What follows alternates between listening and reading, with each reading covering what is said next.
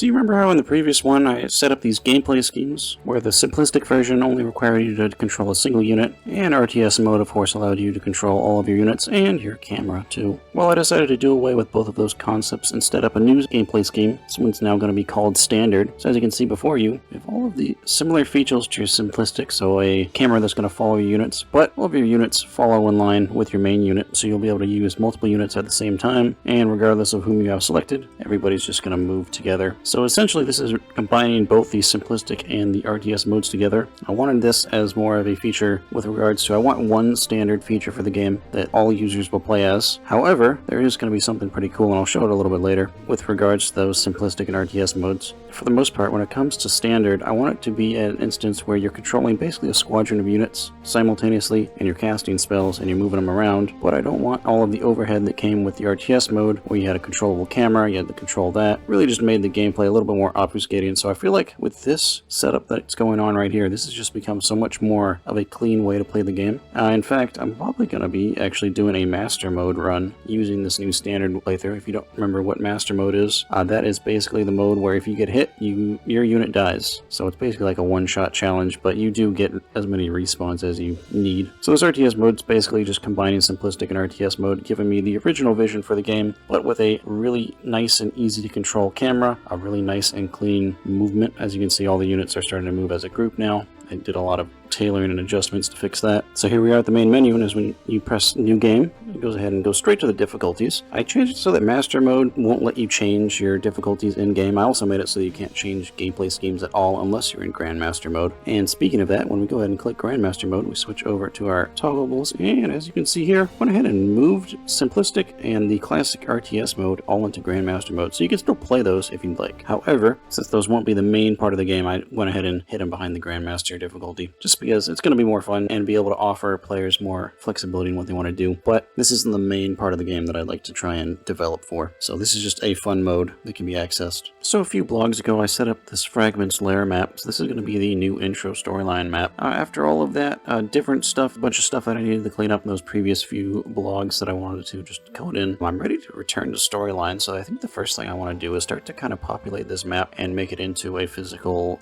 boss fight map. And so all of the main mechanisms for it will be there, excluding the cutscenes. I'm going to be getting into cutscenes a lot later, but for right now I want to go ahead and just start to set up this map and start to make it actually playable, because this is going to be technically the first map any player is going to play before we lead into the Grove, of course. So without further ado, let me go ahead and I'm going to start playing around with stuff. So the first thing necessary to do is, of course, create our initial model. So this is actually going to be the main character for the game, Grandmaster Nulzevra. So this is a figure that's not really going to appear too much throughout the game, but in this intro cutscene, as you can see here, we have the apparition of Nulzevra. We're actually going to be starting in like a secret special place, and of course there is going to be a spell for him as well, the Mystic Energy spell. As you can see here, go ahead and cast it. Just a simple little Mystic Bolt type spell. It's going to deal tons of damage, and it's of course going to be able to be used to fight off all these enemies. Pretty simple, just a little simple model. Can only run around with him a little bit.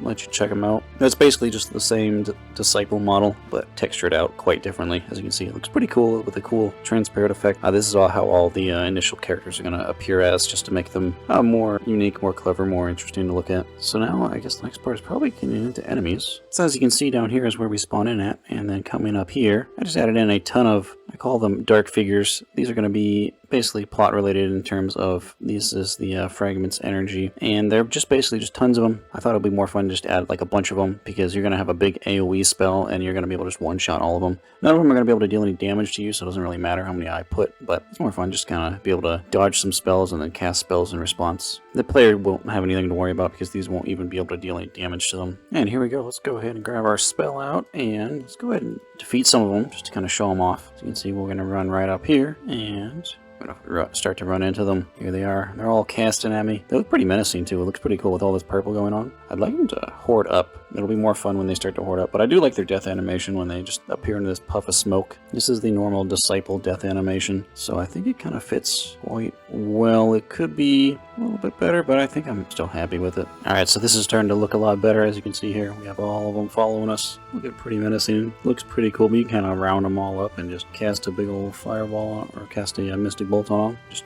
destroy like all of them. It looks pretty cool. Just a simple little part, just to teach the player. This is quite literally just teaching the player how to attack and run around and all that kind of stuff with no fear of dying or anything like that. So let's go ahead. We're going to add some more enemies over here, just more to defeat, and then we're going to actually get into the boss. And of course, if you try to turn around at the beginning, you're just greeted with a giant wall. You're not able to pass until you go forward and, of course, attempt to fight with the boss. I'm not going to try and spoil too much, but we'll get to it when we get to it. Alright, so after a few iterations, I think I got the boss room set up how I like it. So let's go ahead and just head on up here. So as you can see, the fog on the ground thickens a lot, and then you get up here, and then here's the boss, and then there's just a massive swarm of the dark figure models, just kind of menacingly looking at you. They don't actually attack. You can't actually attack them, and you also can't actually really go back there or anything like that. So it's just sort of a blocked off little area. And of course, I'm going to block off this area right here so that you can't actually escape. So you're actually basically just forced into fighting the apparition of the fragment. And of course, storyline reasons, you're just meant to die to this boss. You're not really meant to fight him. And then that'll of course lead into the next area, in which case I'll need to start to set up 3 additional models, kind of like the apparition of Yyanthire here. So let's kind of hop into that instead. I haven't done any sort of like physical cutscenes or any like triggers or anything like that, just to kind of hop everything around or anything like that. That'll all come at the very end. I'm just sort of setting everything up right now so that it's all ready, so that I can just kind of go ahead and jump in, do cutscenes, and then all that kind of stuff. So without further ado, let's go create some more models. I want to see how I'll create the 3 other additional main characters. So pretty simple, as you can see here. We have Yyanthire, and then over here we have Yiyu, Akamene, and Runa. So these are going to be the 4 main characters, of course, Yyanthire being the most important character. But these are going to join in as soon as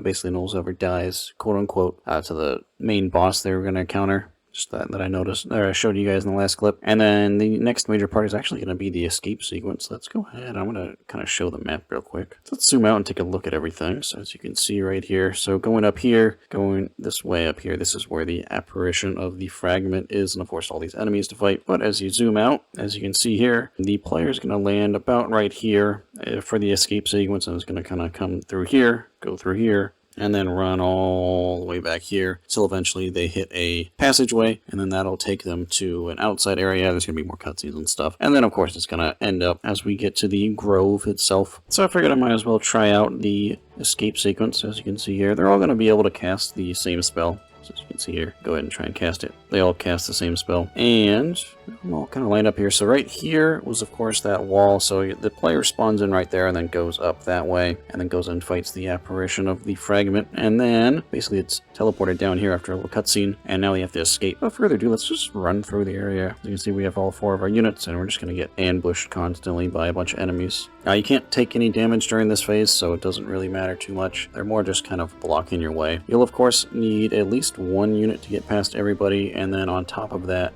you'll need to be out of combat in order to actually escape. You can see they're all kind of running through here. I'll kind of run through all the little areas and nooks and crannies a little bit. You see that just sort of flips around. We got more enemies to fight. I don't necessarily need to fight all of them. I'm just kind of running through the area, seeing what's sort of blocking you off and what isn't. It kind of seems like there's some certain parts where you'll get kind of blocked off a little bit. See a whole bunch of enemies here. And then this one has a pretty interesting double pathway that leads into a bunch of enemies. So I'll go this way. This one just kind of leads into like 2 enemies that block you off. Or just a group of enemies that block you off like this and this. And then we run up here. And then there's just going to be a whole bunch of them. You can just start to kill them all off. Or most of them at least. And then of course if you were to have taken the other way, you're basically just running up an area where there's just single units just in your way constantly, kind of blocking you a little bit, but not much. Let's continue down. We're almost through, and here we are. So this is going to be where the exit is, so this is the main part where you need to reach, and then you just, of course, click a little passageway and exit, and you complete this little area. So not much to it, but I think that's alright. Nothing too crazy going on here. This is literally the first area that the player is going to be playing in, so I want to just keep it simple, just make it focused on movement, a little bit of spell casting, but not really much punishment. I think is probably the best game design to go for on here, but I'll play with it more. So upon completing that escape sequence, you go ahead and end up here. Actually, more specifically, you end up right here. And this is basically just going to be a tiny, short little map. As you can see, I wanted to make basically just a completely blank white forest, which looks really cool. A little bit of purple everywhere, a little bit of just very washed out colors, completely opposite of how it was previously. So like the previous area was dark and dreary, and this one's just like bright white, just really in your face. I kind of want like this design choice, a little bit intense, I would say, but you're only here for about half a second. A cutscene plays as soon as you get close to this giant home, and of course that leads you right into the grove. And of course I'm actually going to reuse this map for the entrance to the grove, because you basically just spawn back here in the lore 1,000 years later. But of course it's not going to be this bright white map that you're going to be in. You're going to be back in the normal grove. So after a cutscene in the White Forest, you go ahead and end up here. So this is actually going to be Nilzevra's home. And as you can see, it's pretty much basically the same map as essentially the same layout as it was in the White Forest. But of course, this is going to be 1,000 years into the future. And when you come over here, there's a simple little traverse. Just go straight to the Grove of Baron. Let's go ahead and hop over there. And as you can see, we end up right here at the starting point of the game.